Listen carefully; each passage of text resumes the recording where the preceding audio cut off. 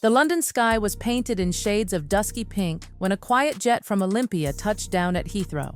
Out stepped Prince Harry, clad in a dark suit. His hair a little messy from the long flight, his expression impossible to read. He wasn't here to stir up headlines or throw punches, not openly anyway. Officially, his visit was simple: to attend the 75th birthday celebration of his aunt Princess Anne. But anyone who knew Harry, really knew him, would sense there was more brewing beneath the surface. A gnawing reason that had been pulling at him for weeks, one he could no longer ignore. Clarence House. It had been years since Harry last walked through those doors. Once upon a time, that house had been his refuge, his safe space, his childhood sanctuary. Those halls had echoed with laughter and warmth when Diana lived there, his mother's energy filling every corner, every room. Back then, the royal walls had felt alive, loved, safe. Before tragedy, before betrayal, before the cold spotlight swallowed everything, he didn't expect to be greeted like some conquering hero, but he hoped, desperately, that he'd feel at least a spark of something familiar, something that reminded him of Diana. So, ditching the royal formalities, Harry asked the driver to take him straight to Clarence House. No royal entourage, no announcement, just him and his tangled thoughts. As the car slowed in front of the grand gates, a wave of memories hit him hard, like icy water. He remembered sprinting through those corridors with William, playing pranks on the staff, and hiding behind curtains to scare them. He remembered tiptoeing into Diana's room, just to hear her voice, to lie next to her while she read bedtime stories. He needed to feel that room again, that sacred space where her presence still lingered, or so he believed. Inside, nothing looked out of place. The halls still gleamed, the lamps still glowed, and guards stood stiff in their perfect posture, but there was something missing, something colder, something hollow.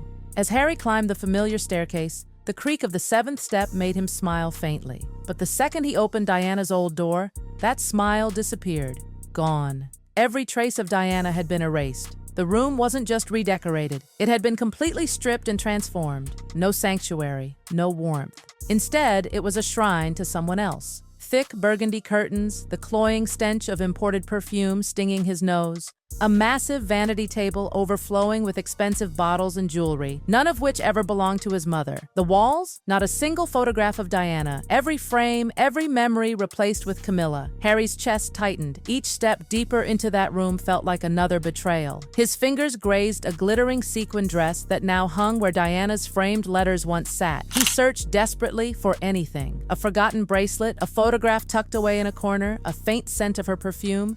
But there was nothing, nothing at all.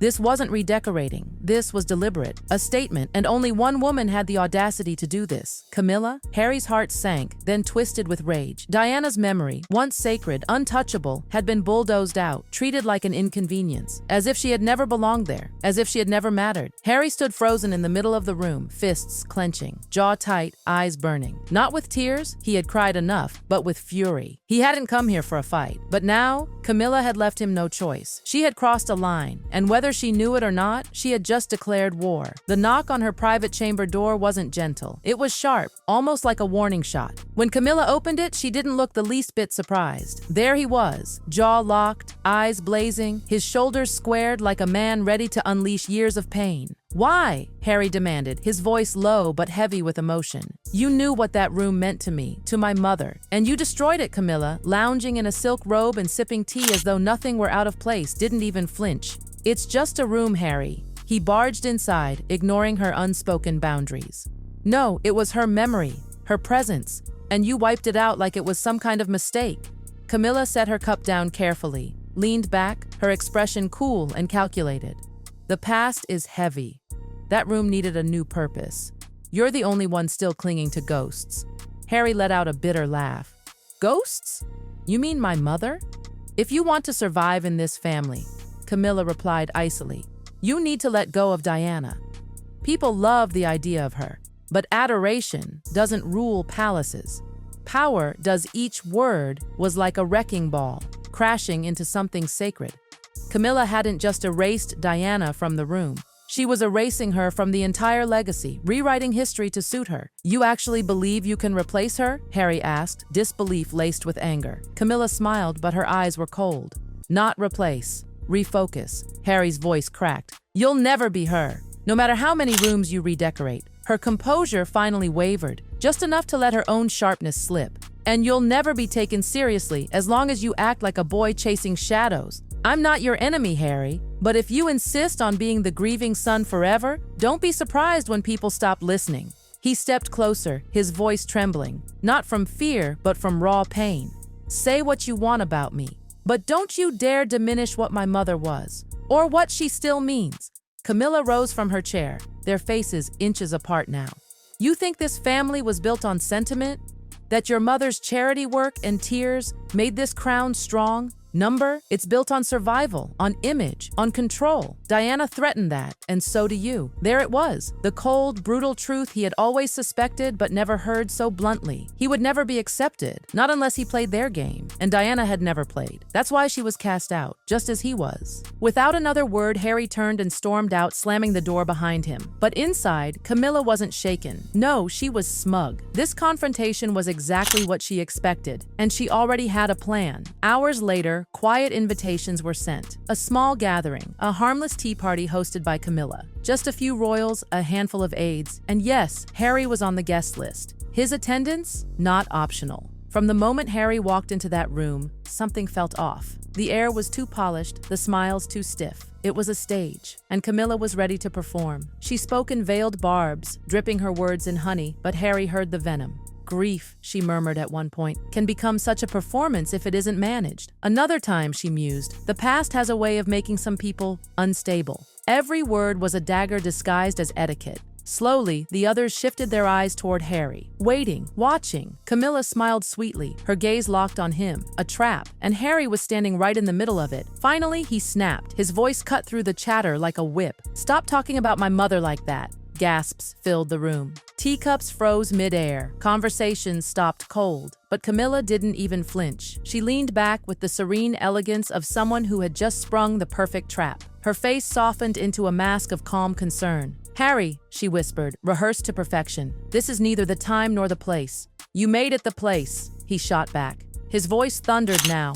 "You're the one twisting her memory, turning her into some fragile weakness instead of the woman who carried this family's heart when none of you would." Eyes darted around the room. Princess Anne's brow furrowed. Aides gripped their chairs. But the real poison? Cameras. Someone, pretending to check their phone, had it angled perfectly, recording, capturing Harry's fury and Camilla's calculated calm. The image would be devastating. The raging prince versus the composed queen consort. And that's exactly how it played out. The following morning, the headlines were merciless. Harry explodes at Camilla during palace tea. Royal drama erupts ahead of Princess Anne's birthday. And the cruelest of them all, Camilla unwell after Harry's verbal attack. And then, the masterstroke.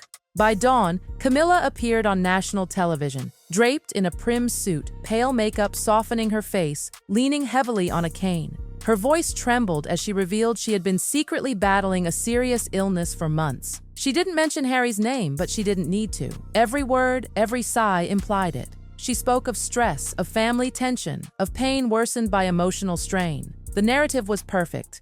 Camilla, the noble woman carrying her burden with grace, versus Harry, the unhinged, angry prince lashing out at her. Harry sat in his hotel room, fists clenched, stomach in knots. He could see it. Every expression, every carefully chosen pause. It was theater, a performance designed to crush him, and it was working. But Camilla underestimated one thing. Harry wasn't alone. Hours later, Princess Anne walked into his suite without warning. She rarely wasted words, but this time she didn't need many. She simply handed him her phone. On the screen was a video, grainy but undeniable. Camilla, just minutes after her emotional television appearance, laughing without the cane, glass of wine in hand, surrounded by aides, and then her voice, smug and venomous. "He's too emotional to think straight? Let's see if he opens his mouth again." Harry's breath caught. This wasn't just deception, it was a performance, a staged manipulation to destroy him. Anne's eyes met his. "Use it. Before she buries you by evening." Harry was done hiding. He called a press conference, not with palace approval, not with slick PR management, just himself, raw and unfiltered. And then, on a massive screen, he played the clip. The world watched as Camilla's mask shattered. The cane, the trembling voice, the image of fragility. It all evaporated in seconds. The room gasped. Harry's voice cracked, not with anger this time, but with conviction. "I've made mistakes, but I won't let my mother's legacy be erased. And I won't stand by while someone fakes illness to manipulate public opinion." Social media exploded. Sympathy shifted like a tidal wave. Tabloids scrambled to rewrite their narratives. Opinion pieces flipped overnight. And then, the moment that sealed it all. At Princess Anne's birthday celebration, she took Harry by the hand and led him on stage. In her hand was a small antique frame. Inside it, a photo of Diana, the very one that once hung in that cherished room. "Some memories," Anne said softly, "aren't meant to be hidden." The room erupted in applause. Not for the prince, not for the rebel, but for the son who finally stood tall and refused to let his mother's light be dimmed. For the first time in years, Harry wasn't running from the palace's games. He was rewriting them. And this time, it wasn't Camilla's stage. It was his.